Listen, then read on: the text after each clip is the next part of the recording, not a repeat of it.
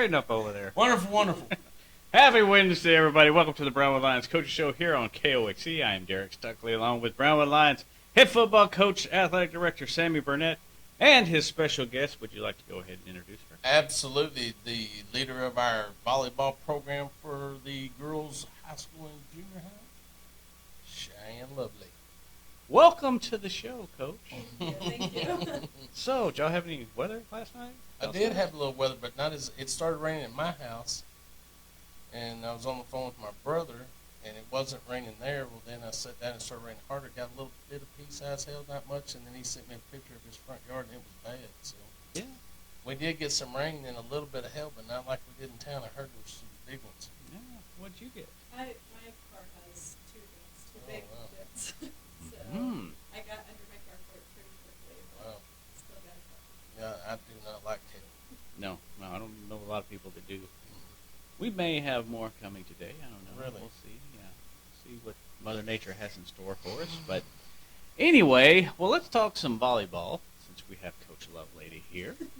Y'all got a camp coming up, what, in a few weeks? It's in July, beginning of July.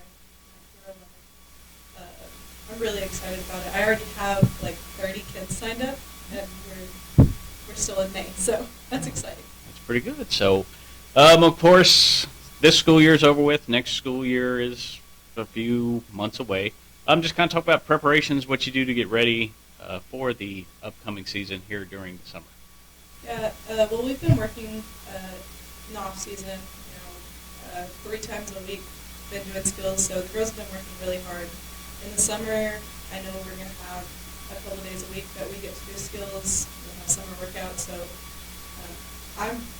we're ready to get to work. I mean, the girls they've been coming in, they've been working really hard. This summer, we all have goals, and the girls are kind of on board with that, so I'm really excited to see what we can make happen just in the summer. Good deal. I guess, what do you have coming back from this year's squad, and what do you have coming up from the sub-varsities? Yeah, I have quite a few coming back. I've got both my outsides, Aubrey Felix and Hannah Dean. Hannah's been hurt, but she should be released, I think, in July. And then I have both my middles coming back. Miranda is going to be a senior, and Anaya will be a junior. So I also have one of my setters, Isis Hall. She's hurt right now as well, but she's hopefully today, actually, or tomorrow, I think she's getting that looked at, so we should know more soon. I have one DS coming back. I lost 3, so that's my back row. That's going to be hard, but the DS I have coming back, and then I have 2 seniors that are coming out. One's coming up from JV, and the other played for me back 6 years ago. And so she hasn't been playing. Peyton Pina, she decided to come back and try to play for her senior year, so it should be a good group of girls coming up. What is a DS? Defensive specialist. Defensive specialist. You learned something. There you go. Sorry. So, kind of talk about last year. You got thrown into the mix right before the season started. So, what's it been like to have a whole year to get ready for this next season? So much better. I think this season's going to be completely different just because I have gotten all this off-season. Off-season is so important, and summer is so important, and just developing, trying to get offenses and defenses. I think at the beginning of 2A's last year, it was just trying to get to know the kids and figure out who's on what team. Now we can kind of develop a little bit more, have more time. So. Good deal. And, of course, we mentioned the camp coming up for kids here in a couple of weeks. Just kind of talk about the camp a little bit, what you're going to provide and what you want the kids to take away from the camp. Yes, sir. I'm doing 2 groups, the younger and then the older kids. I think it's 3rd through 6th, and then or 3rd through 5th, and 6th through incoming 9th grade. I am doing 3 days, so we can break it up, and I'm not in the gym for 4 hours in one day. But I guess what I want them to take away is, first of all, getting kids involved and loving the game, but then secondly, just trying to develop, especially our passing and serving skills. I think that's what I've been working on really hard in the junior high and the 5th and 6th grade level this spring, and so just really getting that developed and everybody on the same page, starting to learn how to pass the same way, and because I think they've been taught different things. They've had different coaches and been taught different things, and I think just getting us all on the same page and them knowing what I expect from a younger age and developing them up was going to be a big thing to focus on at camp too. Okay. All right, sounds good. Coach, you want to chime in anything with volleyball? You know, I always do. I get to go through the gym when they're working out, but what I do notice, number one, is number of kids, growth of the program, and number two, the energy. They're excited, they work, they communicate, they're bouncing around, so that's really nice to see. So I know what it's like coming in, trying to get to know your kids, and I even had a whole lot longer than she did. When I first got here, we get to know your kids, but I reflect back on that first game that we played, and we had kids in positions that shouldn't have been there, and that's not their fault, that's our fault, because we didn't know our kids well enough. It takes time to get to know your kids, know what their skill levels are, know what their talents are, where you need to put them in the right positions, things like that. So, as she said, excited about what the numbers, excited about their excitement and their energy, and excited to see how that pans out throughout the season. But they sure have been working hard. Well, thank you, man, for coming in. We look forward to see what y'all do in August, and hopefully you get even more kids in your camp here. Okay, Coach, what else do we need to talk about today? Well, let's reflect back on Monday night 7-on-7. Oh, yes. Started off a lot better against San Saba than we did the week before. Played well against them, played well against Dublin, and then turned around and played Comanche, and were not victorious in that game. They scored late to beat us, but we started with 3 and out and then a pick 6, so it's hard to come back after that. Our kids battled back and got back into it and had a chance to win it, and just didn't happen. I told you 7-on-7, it sort of levels the playing field when you're out there, and so the way that they had a good defense against us, not a normal defense, but a good defense that sort of gave our quarterbacks a little bit of fit, so I tip my hat to them.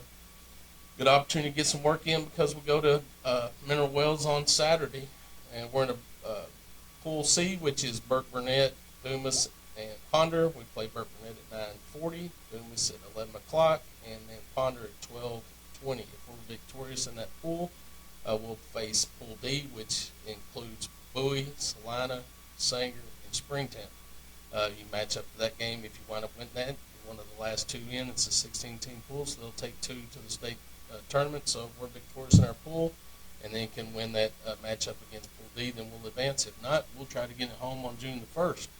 So that's what we have in action there. I do want to congratulate our girls 4x2 relay that went to state, finished 7th, set a school record, but they were awarded the Texas Girls Coach Association All-State Track Team, and that's Anaya Hines, Kate Tyndall, Isis Hall, and Kaya Phillips. So congratulations to those ladies. Do not look at the way I spelled their names.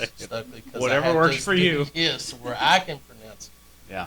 Sometimes the spelling's a little difficult. Yeah, I don't know that I could get away with that, but you could get away with that. Yeah, you sure couldn't. But I did it pretty good. You did, anyway. yeah. So that's what we got going on right now. We got strength conditioning where the girls will start up soon. Boys, we're actually getting them a couple of weeks rest and recovery. They've been really working hard in the weight room.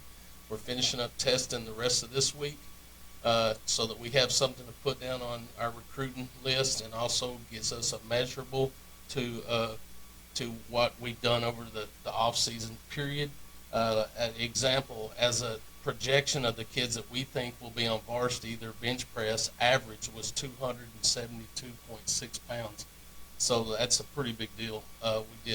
This morning we did power clean, had a lot of kids over 225, 240, a couple in the 300. So that's a big deal. So we have the potential of being strong. And I'm not just talking football, I'm talking all sports, because baseball and basketball are in there as well. But try to do a projection of our kids that we feel are going to be at the varsity level and get an average of their strength is big, and it may be one of the strongest teams we've had so far. Yeah, that's always a good sign. Always. Well, we mentioned 7-on-7 this weekend in Mineral Wells. What are the things you're going to be keeping an eye on? What do you want to see out of the guys? Number one, communication, teamwork. That's most important. Chemistry is the biggest thing. You're going to face adversity in 7-on-7. You're going to get frustrated with some of the things you see, some of the things that people do, because it's 7-on-7. Because it's not, to me, it's not as realistic as a Friday night game. With some of the routes they run, some of the coverages they do, it is what it is. It's level on both sides. We're actually going to pull our linebackers off the field and put some corners and safeties in that linebacker position. because we're at a disadvantage. Our guys are big, thick, and strong. They're C-gap defenders. They're to force the run, and that's their job. They're not asked to cover somebody, a slot receiver, one-on-one. So we're going to modify that a little bit with what we do, but still base on what we do on Friday nights. It's more important for me, for our kids to learn our scheme, not to win 7-on-7 games. So, but yet, anytime you go out and compete, you expect to win, and that's what we expect. Anything else is unsatisfactory. So we'll go out there and compete. I want to see how they face adversity. When they're down, if they have to get beat, what is their response going to be the next game? How do they handle that? Do they communicate as a team, or do we have internal turmoil? We can't have that, but it's always an opportunity to teach lessons so that when you get to the season, they've already learned those lessons, but a lot of emotions are involved when you're trying to compete and you're trying to win.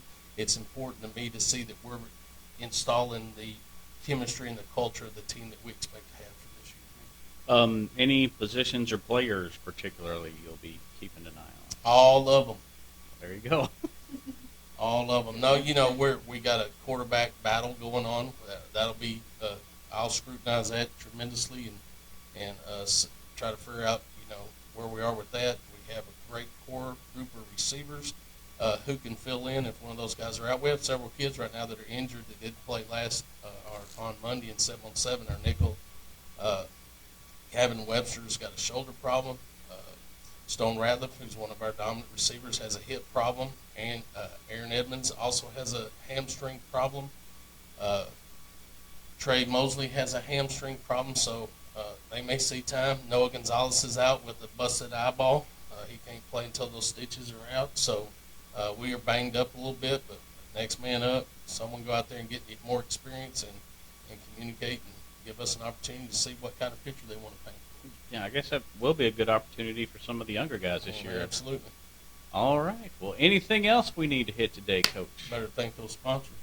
Auto Glass Magic, Bruner Auto Group, Syntex Body and Paint, Syntex Equipment Sales, Citizens National Bank, Daniel Containers, Dr. Bond Young, Dr. Pepper Bottling Company, Everett Jones Investments, Hendrick Medical, Howard Enterprises, Humphrey Peets, Heartland Funeral Home, Landmark Admin, MC Bank, Painter & Johnson Associates, Smith & Sharp Agency, Sonic Drive-In, Stanley Chrysler, Texas Bank, Weldon, Wilson Electric, Western Bank, and Willie's Keys. All right. We won't be here Monday because it's Memorial Day.